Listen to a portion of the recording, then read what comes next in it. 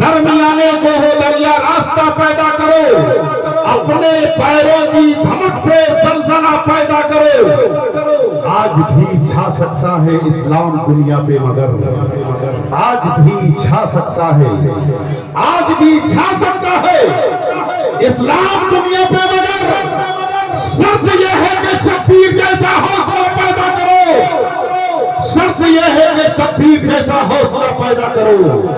حضرات اب آئیے ایک ایسے خطیب کو سننے کے لیے آپ تیار ہو جائیے کہ جب وہ خطابت کی مٹھی کھولتا ہے تو ایسا لگتا ہے کہ رمضان میں مسجد کے دروازے کھل گئے ہیں۔ ہمارے درمیان ملک ہندوستان کا عظیم خطیب جسے دنیا حضرت مولانا مفتی محمد سعد صاحب المظاہری کلکتنی دامت برکاتہم العالیہ کے نام سے جانتی پہچانتی ہے، بہت ہی پرمغز خطاب ہوتا ہے حضرت کا۔ میں حضور والا سے گزارش کروں گا ان 4 مصروں کے ساتھ کہ حضرت تشریف لائیں اور اپنے پرمغز خطاب سے ہم سامعین کو محظوظ فرمائے۔ بدلا نہ ایک حرف، الف لام بچ گیا، بدلا نہ ایک حرف، الف لام بچ گیا، اللہ اور رسول کا پیغام بچ گیا، بدلا نہ ایک حرف، الف لام بچ گیا، بدلا نہ ایک حرف، الف لام بچ گیا، اللہ اور رسول کا پیغام بچ گیا۔ دربار میں یزید کے زینب نے یہ کہا، دربار میں یزید کے، دربار میں یزید کے زینب نے یہ کہا، ہر لٹ گیا تو کیا ہوا، اسلام بچ گیا۔ السلام علیکم ورحمۃ اللہ وبرکاتہ۔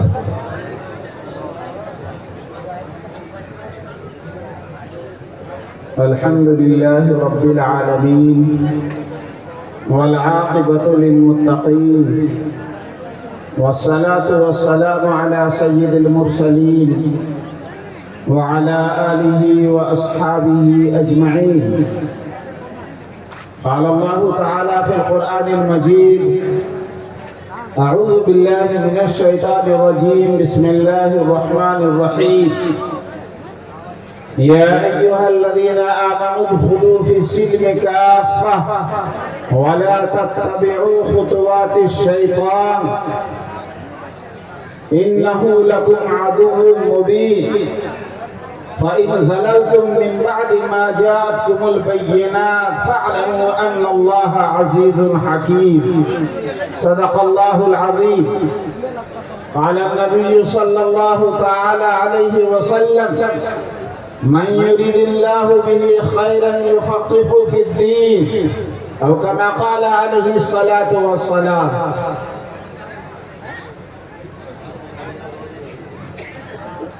لائق صد احترام صدر اجلاس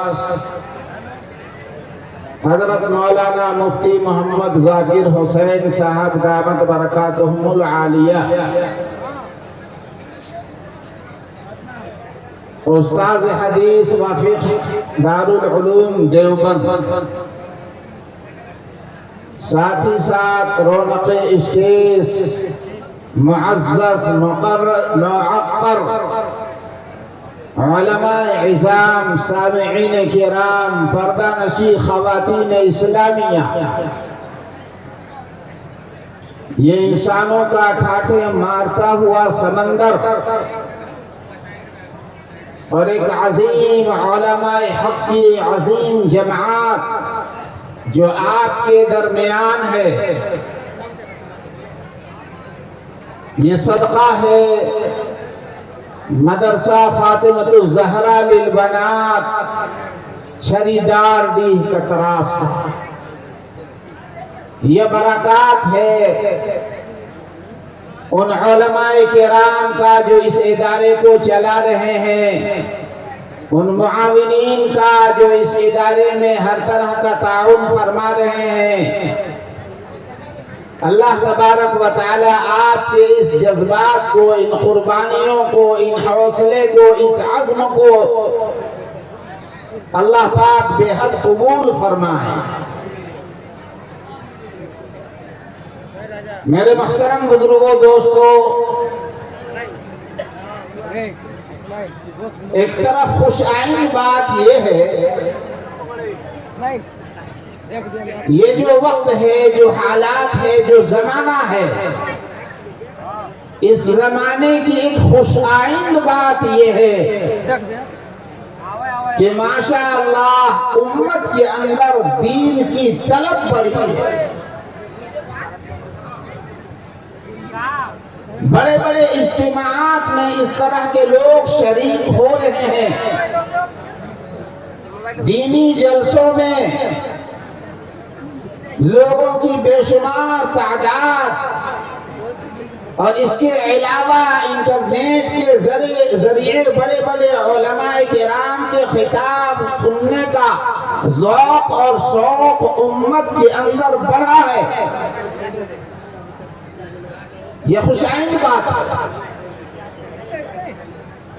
آپ مسجدوں کو دیکھیں تو مسجدیں آباد ہو رہی ہیں، نمازیوں کے تعداد میں خوشگوار اضافہ ہو رہا ہے، حج اور عمرہ کرنے والوں کی تعداد میں بے شمار اضافہ ہر سال ہوتا جا رہا ہے۔ صدقہ، زکوٰۃ، خیرات و فطرات وغیرہ دے کر کے ہزاروں مدارس، رفاہی ادارے آپ چلا رہے ہیں۔ یہ بہت اچھی بات ہے، یہ خوش آئند بات ہے، لیکن ساتھ ہی ساتھ دوسری بات جو میں کہنے جا رہا ہوں، اسے بھی ذرا کلیجے پہ ہاتھ رکھ کر کے حوصلہ مندی کے ساتھ سنیے گا۔ جس طرح خوش آئند بات یہ ہے کہ نمازیوں کے تعداد میں اضافہ، صدقہ فطرہ خیرات دینے میں اضافہ، ہزاروں مدارس رفاہی ادارے چل رہے ہیں اپنی جگہ، حج اور عمرہ لوگ کر رہے ہیں، یہ سب اپنی جگہ، لیکن اسی کے ساتھ دوسری بات یہ ہے کہ اس امت میں تیزی کے ساتھ اس امت کا قدم گناہوں کے طرف بھی بڑی تیزی سے بڑھتا چلا جا رہا ہے۔ جی، جہاں ایک طرف فکر آخرت، خوف خدا دینی زندگی گزارنے پر مجبور کر رہا ہے، اسی جگہ اوپن کلچر، مغربی تہذیب، شراب اور شباب کی مستیاں، ان کی لذتیں اپنی طرف کھینچ رہی ہیں لوگوں کو۔ جی، اس وقت امت مسلمہ بڑی کٹھن دور سے گزر رہی ہے، بڑا کشمکش میں مبتلا ہے، جو زبان حال سے یہ کہہ رہا ہے کہ نہ دین کے تقاضے کو بھولو، نہ نفس کے خواہشات کو ختم کرو۔ یہی وجہ ہے، اس کا نتیجہ یہ ہے کہ ہم اجتماعات میں بھی شریک ہو رہے ہیں، مشاہدہ سے بھی نہیں چوکتے ہیں، صدقہ خیرات زکوٰۃ فطرہ بھی ادا کر رہے ہیں، ناجائز کاروبار سے بھی نہیں رک رہے ہیں، حج اور عمرہ بھی کر رہے ہیں، برائیوں کے پارٹی میں بھی شامل ہیں، امام علم کی تلاوت بھی سنتے ہیں، گانوں سے بھی لطف اندوز ہو رہے ہیں، حج بھی کعبہ کا کیا، گنگا کا اسنان بھی، خوش رہے رحمان بھی، راضی رہے شیطان بھی۔ یہ ہو رہا ہے یا نہیں؟ اس سوچ کا جو نقصان ہوا میں بتانے جا رہا ہوں، اس سوچ کا نقصان یہ ہوا کہ اس امت کے اندر سے گناہوں کی نفرت ختم ہو گیا۔ جی، گناہوں کی نفرت ختم ہو گیا۔ لوگ جہاں گناہ میں مبتلا ہوتے ہیں، نماز روزہ کر کے اپنے آپ کو دیندار بھی سمجھ رہے ہیں۔ یہ سوچ کسی اور مذہب میں قابل قبول ہو تو ہو، دین اسلام کے اندر ایسا سوچ بالکل قابل قبول نہیں ہے۔ قرآن نے صاف واضح الفاظ میں کہہ دیا، یا ایھا الذین آمنوا ادخلوا فی السلم کافۃ ولا تتبعوا خطوات الشیطان انہ لکم عدو مبین۔ ایمان والو، مسلمانوں، اسلام میں پورے داخل ہو جاؤ، آدھا تیتر آدھا بٹیر نہیں چلے گا۔ رحمان بھی خوش شیطان بھی خوش، ایسا نہیں ہو سکتا ہے۔ اس سے رحمان تو شیطان تو خوش ہو جائے گا، رحمان کبھی خوش ہونے کو نہیں۔ فَإِن زَلَلْتُم مِّن بَعْدِ مَا جَاءَتْكُمُ الْبَيِّنَاتُ، واضح دلیل، نشانیاں آیات آ جانے کے بعد بھی قدم اگر پھسلے تو اللہ تبارک و تعالی غالب اور دانا ہے۔ دنیا کی مادیت کی طرف ہم کشا چلے جا رہے ہیں۔ یہی وجہ ہے دنیا میں 22 ارب مسلمان ہونے کے باوجود 10% ایمان والے اپنے کسی تقریب کو سنت کے مطابق نہیں ادا کر رہے ہیں۔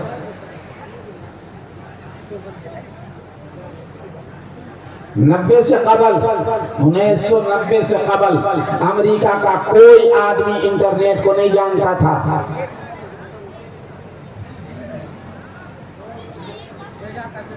2001 کے اندر جب انٹرنیٹ اس سے پہلے آ گیا تھا، 2001 میں انٹرنیٹ کے فحش ننگی برائی والا ویب سائٹ 74,000 تھے، جو اس وقت بڑھ کر کے 50 لاکھ فحش سائٹس موبائل کے ہو چکے ہیں۔ کتنے؟ 50 لاکھ۔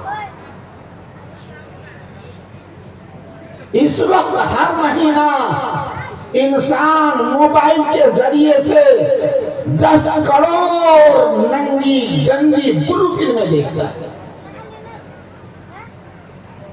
ہر سیکنڈ کے اندر 30,000 ننگی تصویریں لوگ دیکھتے ہیں۔ مغربی کلچر نے اس انٹرنیٹ کے ذریعے سے اس وقت پوری دنیا کو ننگا کر دیا ہے۔ ہم بڑے دل زیادہ ہوتے ہیں جی، عام آدمی کی بات چھوڑ دیجئے، محتاط لوگوں کو بھی اب اس سے بچنا مشکل ہو گیا ہے جناب جی۔ اس کی ظاہری دل فریبی کے اندر، رنگینوں کے اندر ہم خود بہے چلے جا رہے ہیں۔ غیروں کے ساتھ ساتھ ایمان والا بھی اب دین، خدا اور فکر آخرت سے بیزار ہو کر کشا اسی طرف جا رہا ہے۔ امت کٹھن وقت سے دو چار ہے، حالات بہت عجیب ہیں۔ مادیت نے انسانوں کو اخلاقیات سے دیوالہ کر دیا، دین کا سکون ختم ہو گیا، قلبیں آباد ہو گئی، گھر ویران ہو گیا، گھر ویران ہو گیا۔ افسوس یہ ہے کہ انسان اس وقت ایک بےحیث مشین بن چکا ہے۔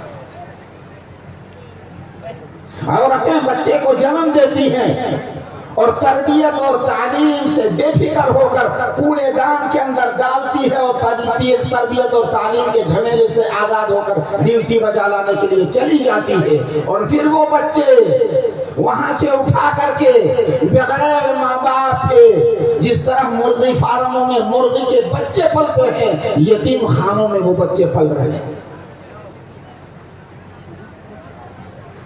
جی۔ کہاں ہے دل کا سکون؟ ختم ہو چکا ہے لوگوں کا۔ لوگ عاجز آ کر خودکشی کرنے پر مجبور ہو رہے ہیں۔ اخبارات کے صفحات بھرے پڑے ہیں، روزانہ اخبار میں دیکھیے گا کیا خبریں ہیں۔ ایسے موقع پر خصوصاً اس وقت علماء کو چاہیے کہ ان لوگوں کے حالات جو اللہ کے نافرمان ہوئے ہیں، جو گناہگار بندے ہوئے ہیں، جو اللہ کے باغی اور بغاوت پر اترے تھے، ابلیس کے واقعات ہوں، قوم نوح کے واقعات ہوں، کیسے اللہ تبارک و تعالیٰ نے ابلیس کو راندہ درگاہ کر دیا، قوم نوح کے پوری قوم کو پانی میں تہو بالا کر دیا، قوم لوط کی پوری بستی کو آسمان میں لے جا کر کے جہاں بستی کے کتے کے بھوکنے کی آواز آسمان کے فرشتے سن رہے تھے، دے مارا ہے وہاں سے۔ قوم عاد کے اندر ایک زبردست ہوا اور طوفان آسمان تک اٹھا کر کے نیچے پٹک دیا، بھوسا بن کے رہ گئے وہ قوم۔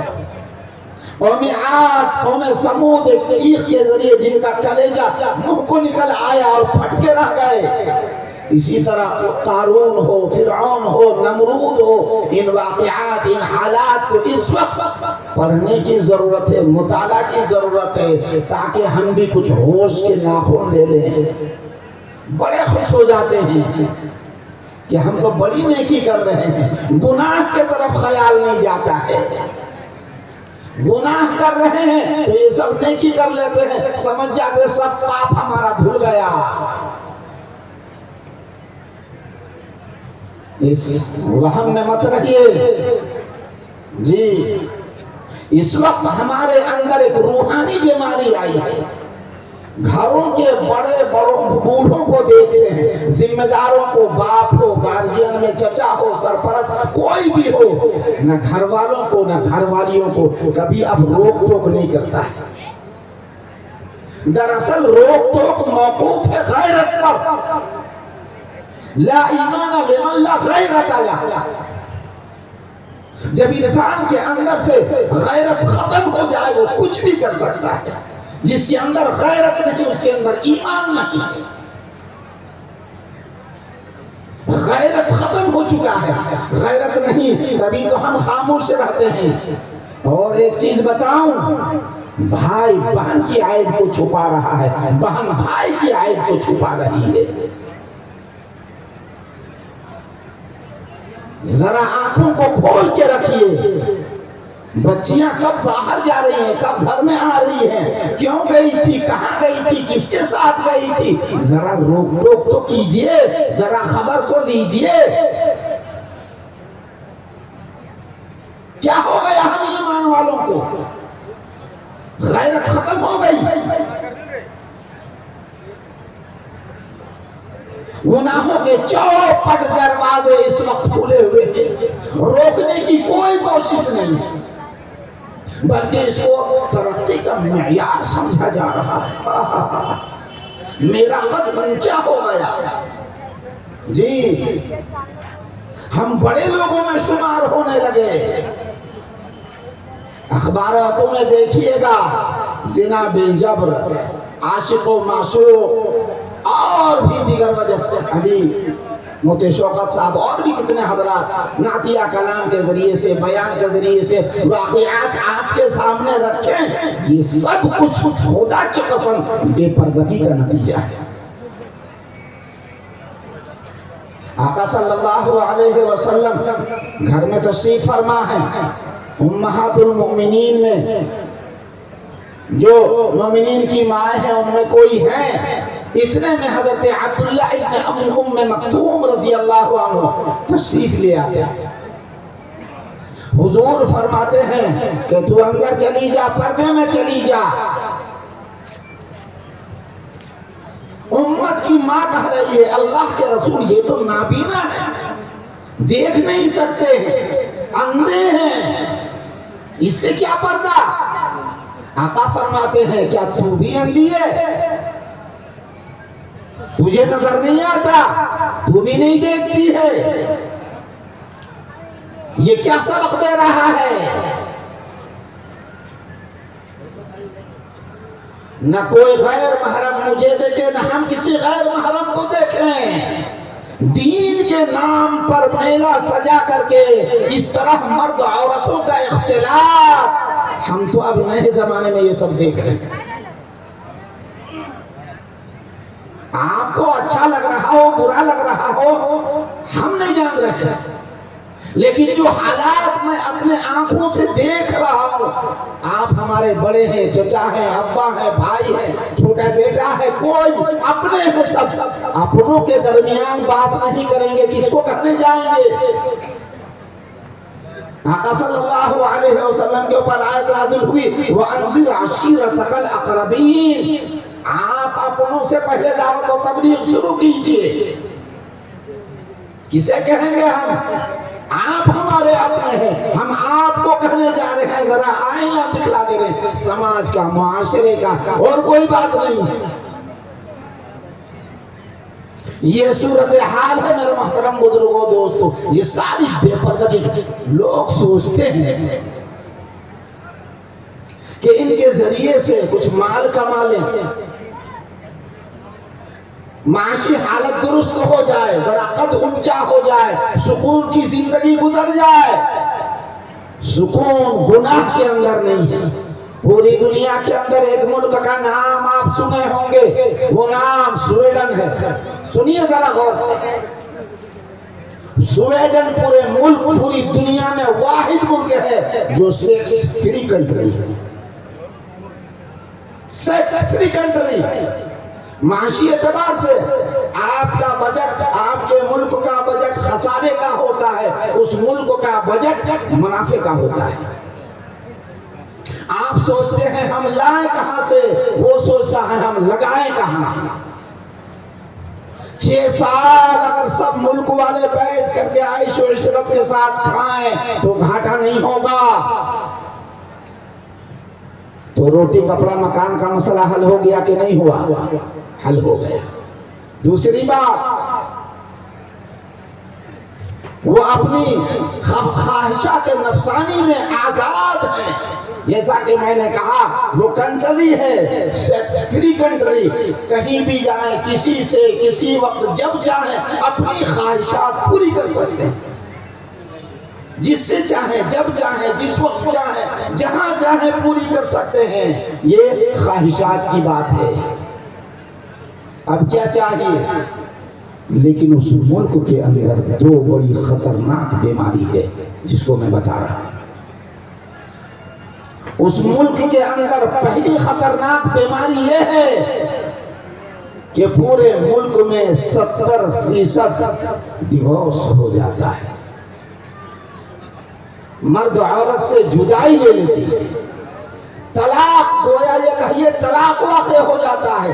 70% ڈیورس ہو رہا ہے۔ جی،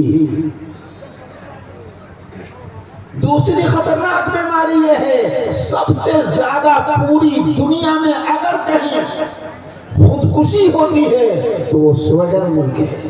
سب کو بہتر سے بہتر کی تلاش ہے، اس لیے ایک دوسرے کو چھوڑ رہے ہیں اور چاہتے ہیں کہ کہیں جا کر کے سکون مل جائے، عزت مل جائے، اطمینان حاصل ہو جائے، چین ذرا حاصل ہو جائے۔ تیرا بھائی کہاں؟ گناہ میں کہیں چین ہوتا ہے؟ الا بذکر اللہ تطمئن القلوب۔ اطمینان قلب تو اللہ کے ذکر میں ہے، اللہ کی یاد میں ہے، اللہ کے احکامات بجا لانے میں ہے، کملی والے آقا جناب محمد رسول اللہ صلی اللہ علیہ وسلم کے طریقے پر چلنے میں۔ میں کتراس والوں کو مبارکباد پیش کرتا ہوں۔ خدا کی قسم آپ علماء کے بڑے قدردان ہیں۔